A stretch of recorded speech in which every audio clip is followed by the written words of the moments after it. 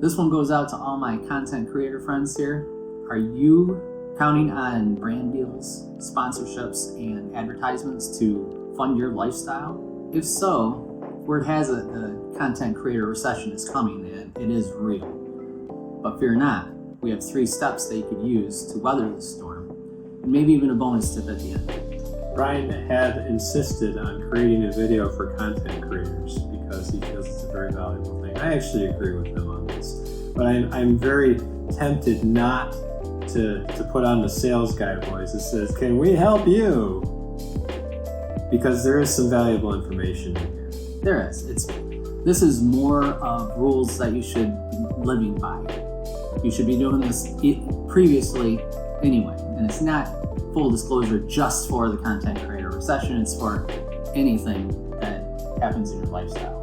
No, this is basically good financial stewardship, but this is also help to weather the recession, because this content creator recession that's coming up is going to hit a lot of market segments. This is not going to be just content creators, and if you're not prepared for that, and if you're not living under big thing here, if you're not living underneath your means financially, you gotta fix that.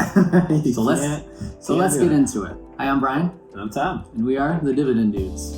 Step 1, do not spend more per month than what you make. Simple concept. Nobody in America knows that. No, it's a simple concept, but in practice it's hard to do because you have things that you want to buy. We're a consumer economy. If you need it on a payment, unless it's a house or you have no other choice and it's a car, remember the first part, you can't afford it. No. In order to enact this, it's pretty simplistic.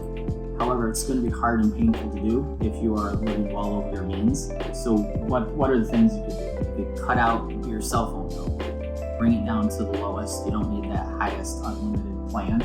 You cut it down and cut out $50 to $100 per month. You could cut out your TV subscription, Unless you have your teenagers. entertainment. Yeah, that's hard, but it's thing you can do it, especially if you're single. If you have teenagers, they're going to complain, but it's going to be good for them too. So cut out the entertainment and the extravagance, and you can get down to under what you need to be. Typically the ratio, so if you're going to get a home loan and you're trying to figure out what is affordable, you kind of want to go by the same metrics that the banks will use. They have an affordability index of how much home can I afford. When they do those metrics, they do it at the most extreme levels. Try to live below that. So if you're in an environment where you're right up to here with your finances, what Brian is basically saying is that you need to make sure that your finances are at a level where you can afford them at a job that pays less or a business venue that pays less than what you're making right now. We've talked about this in the past. We've had a couple videos where we said, look, if you get a pay raise, make sure you invest the pay raise, don't live up to that.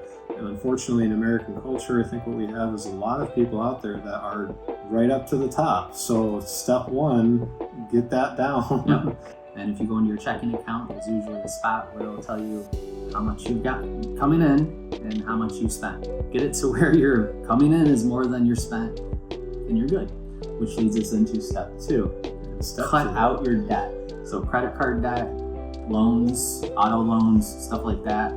Not necessarily mortgage, but all the other stuff. If you have one credit card, that's pretty easy because you've got one payment to worry about. Now that you've got money coming in from step 1, take that excess money, put it directly into your credit card. If you have more than one credit card, go with the highest interest rate credit card and start putting all that money into that until it's paid off. And then move on to the next one and the next one until they're gone. Step 2 is a big one. We do a lot of financial advice for people. We're not your financial advisors, obviously, so talk to yours. But in this case, when we're talking to people personally about finances, debt is a big one. If we're talking about investments, you want to buy stocks, you want to do all this great stuff that's going to pay you passive income, and you're getting let's say you buy a Chevron, they pay 3.8%, and they give you a dividend check on that. Well, if you have a credit card that's paying you 12%, or you pay them 12% rather, in interest, there's a negative number there. I mean, if you subtract the 3 from the 12, you're basically negative 8% on that. And so 12% is actually pretty good percent on a credit card. Most of them are 24 to 30%. The worst I've seen was 26%, and that was 2 months ago with a guy I'm helping out of his situation. And I can't stress this enough.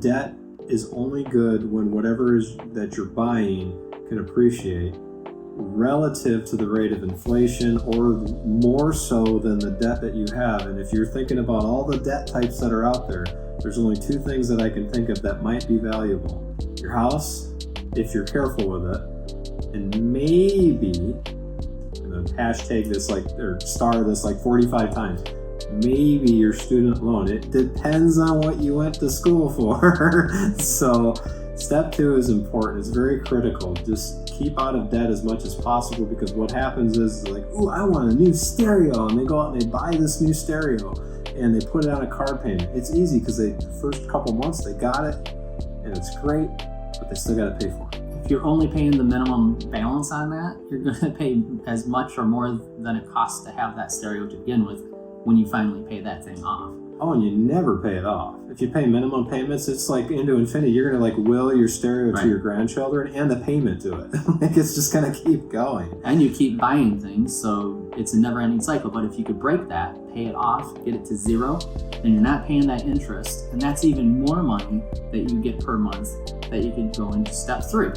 What's step 3? Yes. So get yourself a brokerage account, Fidelity, Charles Schwab, all TD Ameritrade, all the ones that we've talked about. And then you can take that extra money, don't buy things with it, you have no credit card debt, put it into dividend stocks and build that and get that snowball rolling. It won't help you immediately, but in the future, when things like this pop up, you're going to have a reoccurring monthly revenue that you can fall back on. And you'll eventually build that up to $1,000, $2,000, $3,000 per month. So when a content creator recession or depression or whatever comes by, you've got monthly revenue to fall back on. If your brand deals, stuff like that fall down and you're not getting the revenue that you used to from your channel, you've got money, you're okay. This applies to more than content creator recessions. We've got a few videos that go back in time. They're not as cool and polished as our videos are today, but the same concept is covered. If you get out of debt and you start investing, let's say you have a really high tax bracket, let's say you make a lot of money, there's other ways to help you stockpile money or make money work for you instead of you trading hours for dollars all the time. 401ks, Roth IRAs, there's other ways to do that. If you've exhausted those and you're ready, dividend stocks are a really safe haven in the environment that we're kind of heading into. I mean, 2023 does not look that good right now. And these steps work whether you're making $8 at McDonald's or you're making $300,000 a year doing YouTube. Oh, it's so much easier for me to show somebody who's working at McDonald's how to make $1 million than a doctor. Right. Why? Well, I don't know why. You would think it would be easier for a doctor to make $1 million. You think they'd have more money left over per month that they could use to invest in dividends, which they could buy more of quickly, so that snowball goes quicker. But they got to have the Mercedes or the Porsche. And it's the expectation of lifestyle. I mean, that's kind of the problem I run into with people who make a lot of money is that I got to have this house, or I got to have this car. I got to look the part. Yep. You don't have to look the part. I mean, a lot of people who look the part, you find out that fancy car they have is on payments. That's not actually success. Yep. That's just speeding up the treadmill, trying to keep up with everybody else. So don't fall into that trap. That doesn't help you long term. Long term, what helps you is making money work for you. And that's what this whole channel is about. So for recap, 3 easy steps. We've got step 1. Don't spend more money than you make per month. And step 2, daddy's bad. He's bad. Step 2, pay off your debt. Credit cards, loans. Step 3. Step 3, invest what you have left over into dividends. Make money work for you. Yes, get that passive income. This works best when you're 17 and just starting out. It's easier to do because you don't have any bad habits. But it also works if you've been working for 20 years and haven't been doing this.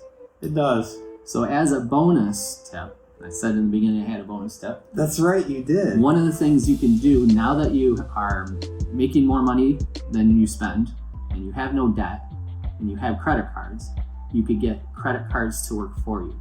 So you could play the point system on credit cards.